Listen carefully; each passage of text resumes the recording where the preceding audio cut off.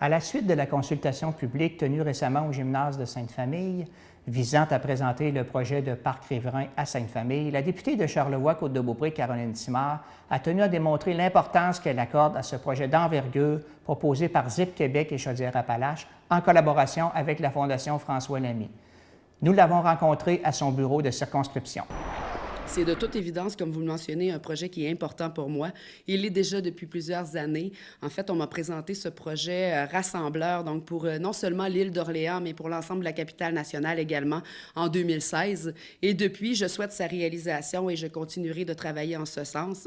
Non seulement c'est un projet qui est très attractif pour l'île d'Orléans, mais c'est aussi un projet qui répond aux priorités du gouvernement, c'est-à-dire redonner l'accès au fleuve, faire en sorte également que l'on puisse utiliser nos espaces et bonifier finalement l'offre touristique que l'on a par le projet donc du parc riverain de Sainte-Famille, qui implique également la Fondation François Lamy, que l'on sait très impliquée déjà sur l'île d'Orléans, et donc une fondation dont on est très fiers et qui fait de très belles choses.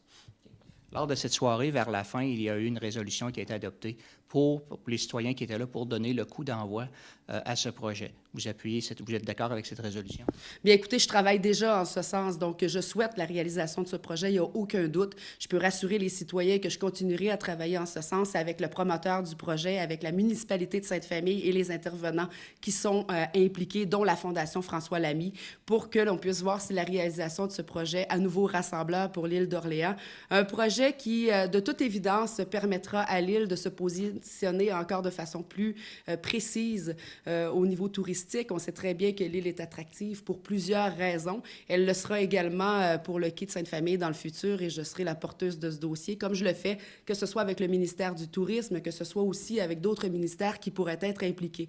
Ce qu'il faut voir dans le cadre de ce dossier-ci, c'est qu'il a cheminé depuis 2016 au niveau du ministère du Tourisme. Cependant, il y a un critère dans la stratégie maritime volet tourisme où on souhaite que ça augmente le nombre de nuitées. L'île étant un milieu insulaire, alors on ne peut pas nécessairement répondre à ce critère-là, et on continuera à travailler pour faire en sorte qu'on démontre au ministère du Tourisme qu'on ne peut répondre à ce critère, mais que le projet lui-même est viable et que le projet lui-même reçoit justement l'appui non seulement de la population, mais de toute évidence de sa députée également.